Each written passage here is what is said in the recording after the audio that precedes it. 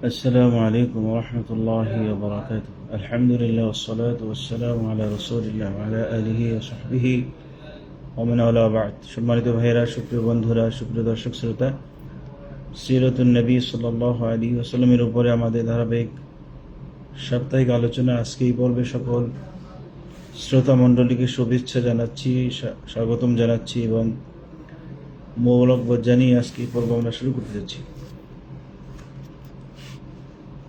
রাসূল সাল্লাল্লাহু আলাইহি ওয়াসাল্লামের জীবনে ঘটে যাওয়া বিভিন্ন যুদ্ধ এবং যুদ্ধের ফলাফল নিয়ে বিস্তারিত আলোচনা হয়েছে।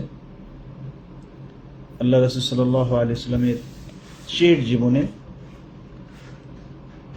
জিহাদ, যুদ্ধ বিগ্রহ এবং নানা প্রতিকূলতার মাঝে গোটা জীবন সীমাহীন কষ্ট, ক্লেশ, দুঃখ, যাতনা সব কিছু ভোগ করার পরে রাসূল সাল্লাল্লাহু আলাইহি ওয়াসাল্লামের শেষ জীবনে রব্বুল আলামিনের পক্ষ থেকে বিশেষ করুণা এবং মেহেরবানি এবং দয়া যে দলে দলে লোকেরা ইসলামে প্রবেশ করতে শুরু করতে থাকে। মক্কা বিজয়ের যুদ্ধ ছিল এমন একটি যুগান্তকারী ঘটনা যা মূর্তি পূজার মূলকে সম্পূর্ণরূপে উৎপাটিত করে এবং আরবে মিথ্যাকে অপসৃত করে সত্যকে প্রতিষ্ঠিত করে। ইসলামের বিজয় গৌরবে আরববাসীগণের মনের সর্বপ্রকার দ্বিধাদ্বন্দ্ব ও সন্দেহ দূরীভূত হয়ে যায় এবং তারা দলে দলে আল্লাহর দ্বীনে প্রবেশ করতে থাকে। আমর বিন সালমা রাদিয়াল্লাহু আনহু থেকে বর্ণিত আছে, আমরা এক ঝর্ণার ধারে বসবাস করতেছিলাম। সেই স্থানটি ছিল বাণিজ্য কাফেলার গমনাগমনের পথ। বাণিজ্য কাফেলা যখন সে পথ দিয়ে গমনাগমন করত তখন লোকজনদের জিজ্ঞেস করতাম, লোকজনেরা সব কেমন আছে? ওই লোক অর্থাৎ নবী করিম সাল্লাল্লাহু আলাইহি ওয়াসাল্লামের অবস্থা কেমন? তারা বলতো, তিনি মনে করেন যে আল্লাহ তাকে নবী করেছেন এবং আল্লাহর তরফ থেকে তার নিকট ওহী আসে, আল্লাহ তার নিকট এই বিষয়ে ওহী নাজিল করেছেন। আমি তাদের কথা এমনভাবে স্মরণ করে রাখতাম যে সেগুলোকে যেন আমার সিনা চিমটিয়ে ধরে রাখত। ইসলামের সুশীতল ছায়াতলে আশ্রয় লাভের জন্য সমগ্র আরব জাহান মক্কা বিজয়ের অপেক্ষায় ছিল। তারা বলতো, তাকে এবং তার দলকে ক্ষমতা পরীক্ষার জন্য ছেড়ে দাও। যদি তিনি কুরাইশ এবং তাদের মিত্রদের উপর বিজয় হন তাহলে বুঝতে হবে যে তিনি প্রকৃত নবী। কাজেই যখন মক্কা বিজয়ের ঘটনা সংঘটিত হলো তখন বিভিন্ন গোত্রের লোকেরা ইসলাম গ্রহণের উন্মুখতা নিয়ে মদিনা অভিমুখে অগ্রসর হলো। আমার গোত্রের লোকজনদের ইসলাম গ্রহণের জন্য আমার পিতাও গমন করলেন। অতঃপর যখন তিনি খিদমতে নববী থেকে ফেরত আসলেন তখন বললেন, আল্লাহর শপথ, একজন সত্য নবীর নিকট থেকে আমি তোমাদের নিকট আসছি। নবী সাল্লাল্লাহু আলাইহি ওয়াসাল্লাম বললেন, অমুক সময় অমুক নামাজ আদায় করো। যখন নামাজের সময় হবে তোমাদের মধ্যে হতে একজন আজান দিবে এবং কোরআন কারীম যার ভালো জানা আছে সে নামাজে ইমামতি করবে। এই হাদিস দ্বারা স্পষ্টতই প্রমাণিত হয় যে মক্কা বিজয়ের ঘটনা প্রবাহের মোড় পরিবর্তনের ক্ষেত্রে ইসলামকে শক্তিশালী করার ব্যাপারে এবং আরব অধিবাসীদের নীতি নির্ধারণের ব্যাপারে এবং তাদের বহুত্ববাদের ধারণাকে মন মস্তিষ্ক থেকে অপসারণপূর্বক ইসলামের নিকট আত্মসমর্পণ করার ব্যাপারে কত ব্যাপক ও গভীর প্রভাব বিস্তার করেছিল। বিশেষ করে তাবুক অভিযানের পর অত্যন্ত দ্রুত গতিতে এই অবস্থার বিস্তৃতি ঘটতে থাকে। এর প্রমাণ হিসেবেই এটা প্রত্যক্ষ করা যায় যে নবম এবং দশম হিজরিতে ইসলাম গ্রহণিচ্ছুক বিভিন্ন দলের মদিনা আগমন একের পর এক অব্যাহত থাকে এবং তারা দলে দলে আল্লাহর দ্বীনে প্রবেশ করতে থাকে।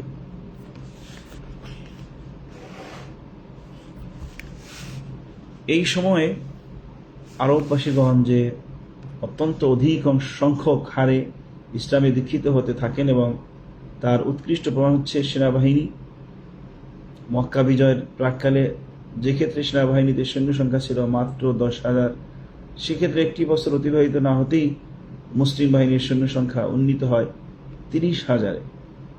এর অল্পকাল পরেই বিদায় হজের সময় এই বাহিনীর সৈন্য সংখ্যা উন্নীত হয় 1,24,000 অথবা 1,44,000-এ। শ্রাবণ প্লাবনের ন্যায় উচ্ছ্বসিত হয়ে ওঠে ইসলামের সৈন্য সংখ্যা। বিদায় হজের সময় এই বিশাল বাহিনী নবী করিম সাল্লাল্লাহু আলাইহি ওয়াসাল্লামের চারপাশে এমনভাবে লাব্বাইক তাকবীর, হামদ এবং তাসবিহ ধ্বনি উচ্চারিত করতে থাকেন যে আকাশ বাতাস প্রকম্পিত হয়ে ওঠে এবং আল্লাহ তাআলার একত্ববাদের ঐক্যতানে সমগ্র উপত্যকা মুখরিত হয়ে ওঠে। প্রতিনিধি দলসমূহ ধর্মযুদ্ধ সম্পর্কে তথ্যাভিজ্ঞ ব্যক্তিগণ যে সকল প্রতিনিধি দলের কথা উল্লেখ করেছেন তার সংখ্যা ছিল 70-এর অধিক, কিন্তু এখানে সেসবের পুরো বিবরণ প্রমাণের অবকাশ নেই এবং তার কোনো প্রয়োজন নেই। উক্ত প্রেক্ষিতে শুধু সেই সকল প্রতিনিধি দলের কথা আলোচনা করা হবে যেগুলো ঐতিহাসিক দৃষ্টিকোণ থেকে অধিক গুরুত্বপূর্ণ। এ প্রসঙ্গে আরও যে বিষয়টির প্রতি পাঠকবৃন্দের দৃষ্টি আকর্ষণ প্রয়োজন তা হচ্ছে এই যে যদিও সাধারণ গোত্রসমূহের প্রতিনিধি দলগুলো মক্কা বিজয়ের পর খিদমতে নববীতে উপস্থিত হতে আরম্ভ করেছিল, কিন্তু কোনো কোনো গোত্র এমন যে তাদের প্রতিনিধি দলগুলো মক্কা বিজয়ের পূর্বেই মদিনাতে আগমন করেছিল।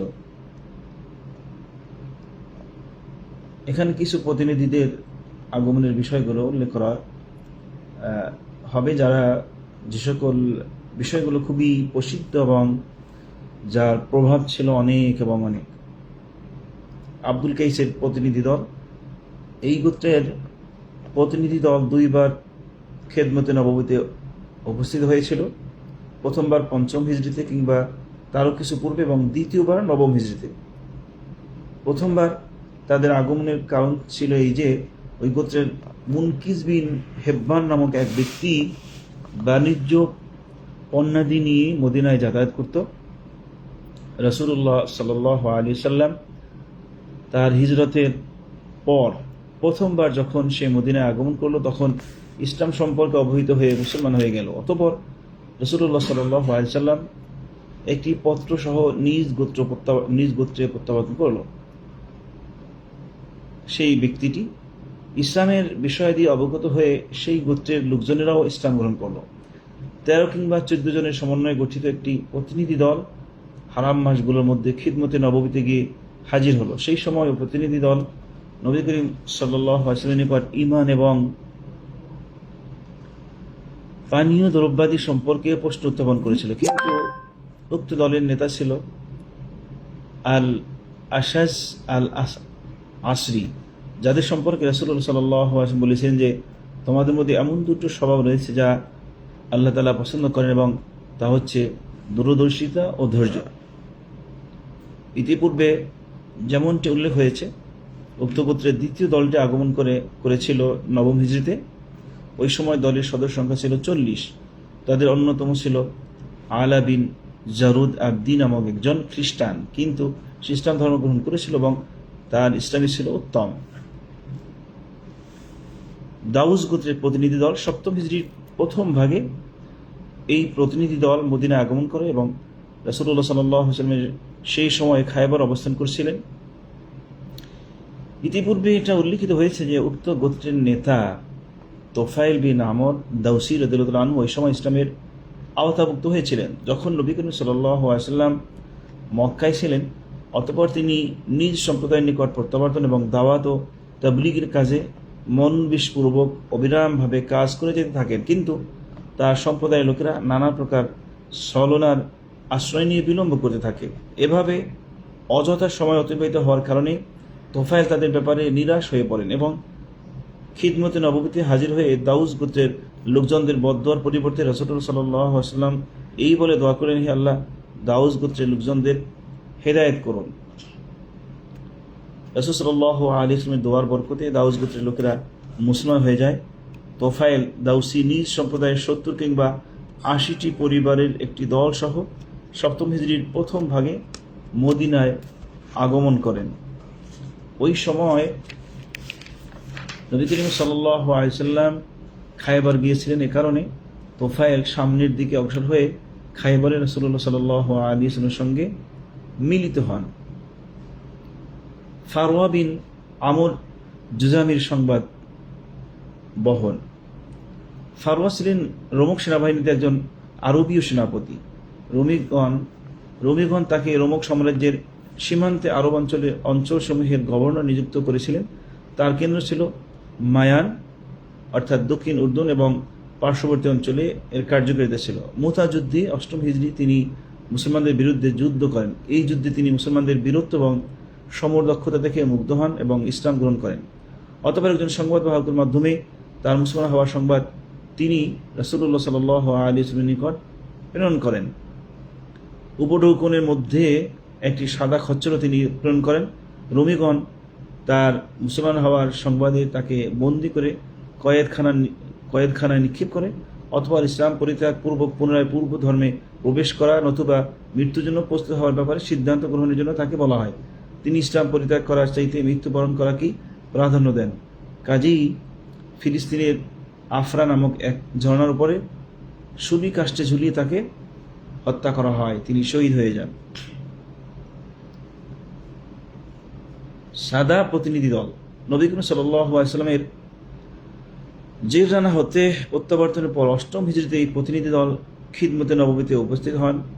এর কারণ ছিল এই যে রাসূলুল্লাহ সাল্লাল্লাহু আলাইহি ওয়াসাল্লাম 400 মুজাহিদিন সমন্বয়ে একটি বাহিনী সংগঠনপূর্বক ইয়েমেনের সাদা গোত্রে আবাসিক অঞ্চলে আক্রমণ পরিচালনার নির্দেশ প্রদান করেন। এই বাহিনী যখন কানাত উপত্যকায় স্থাপিত শিবিরে অবস্থান করছিল তখন জওয়াদ বিন হারিস সাদাই এই ব্যাপারটি অবগত হয়ে তৎক্ষণাৎ রাসূলুল্লাহ সাল্লাল্লাহু আলাইহি ওয়াসাল্লামের খিদমতে হাজির হন এবং আরজ করেন যে আমার পরে যারা আছেন তাদের প্রতিনিধি হিসাবে আমি উপস্থিত হয়েছি। অতএব আপনি আপনার বাহিনী ফিরিয়ে নিন এবং আমি আমার সম্প্রদায়ের জন্য জামিন হচ্ছি। নবী করিম সাল্লাল্লাহু আলাইহি ওয়াসাল্লাম কালেম বিলম্ব না করে উপত্যকা থেকে মুসলিম বাহিনীকে ফিরিয়ে আনেন।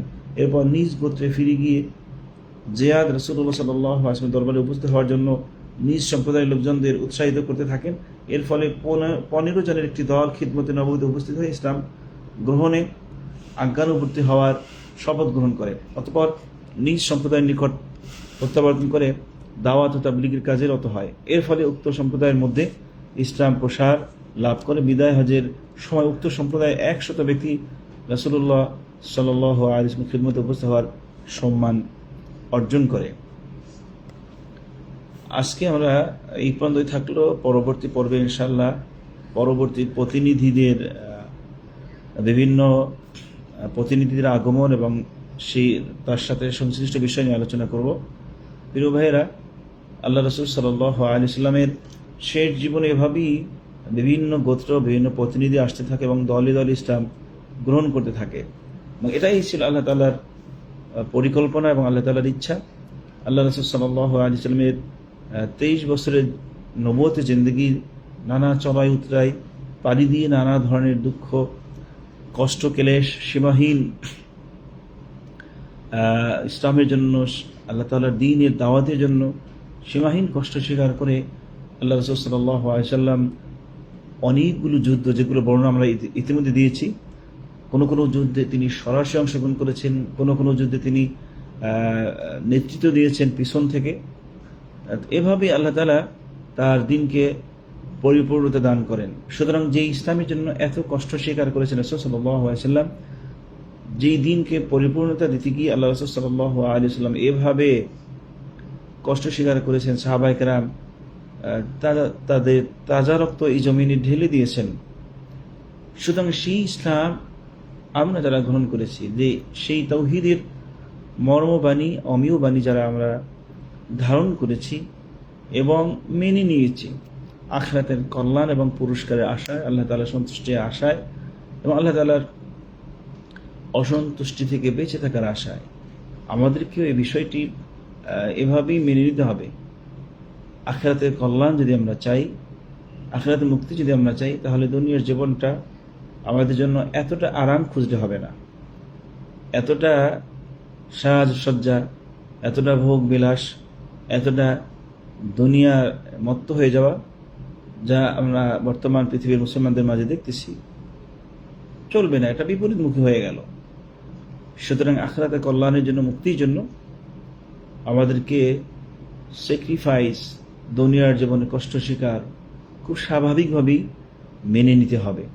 রব্বুল আলামিন দুনিয়ার কল্যাণ এবং আখিরাতের জীবনে মুক্তি অর্জনের জন্য জীবনটা যেভাবে চালানো দরকার, যেভাবে সাজানো দরকার, যেভাবে স্যাক্রিফাইস করা দরকার, রব্বুল আলামিন আমাদেরকে সেভাবেই সেই কাজগুলো সম্পাদন করার তৌফিক দান করুন। আল্লাহ তাআলার সন্তুষ্টি অর্জনের জন্য যা যা করা দরকার সবগুলোই রব্বুল আলামিন সঠিকভাবে মেনে চলার এবং আদায় করার তৌফিক রব্বুল আলামিন আমাদেরকে দান করুন। আল্লাহ তাআলার পছন্দনীয় বান্দা হওয়ার তৌফিক রব্বুল আলামিন আমাদের সবাইকে দান করুন।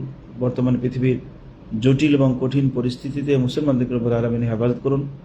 বিশেষ করে তাওহীদপন্থী, ইসলামের ধারক এবং বাহক, যারা প্রকৃত ধারক এবং বাহক আহলুস সুন্নাহ ওয়াল জামাআহ, সে সকল কোরআন এবং সুন্নাহর অনুসারীদেরকে, তাওহীদ গ্রহণকারী, তাওহীদের উপরে প্রতিষ্ঠিত ব্যক্তিদেরকে, সমাজের লোকদেরকে রব্বুল আলামিন সব ধরনের ষড়যন্ত্র এবং চক্রান্তের বেড়াজাল থেকে হেফাজত করুন।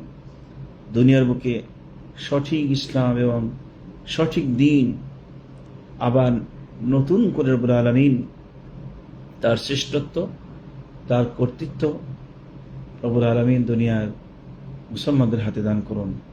হাদা ওয়া সাল্লাল্লাহু আলা নবিয়িনা মুহাম্মদ ওয়া আলা আলিহি ওয়া সাহবিহি ওয়া সাল্লামা তাসলিমান কাসীরা। আসসালামু আলাইকুম ওয়া রাহমাতুল্লাহ।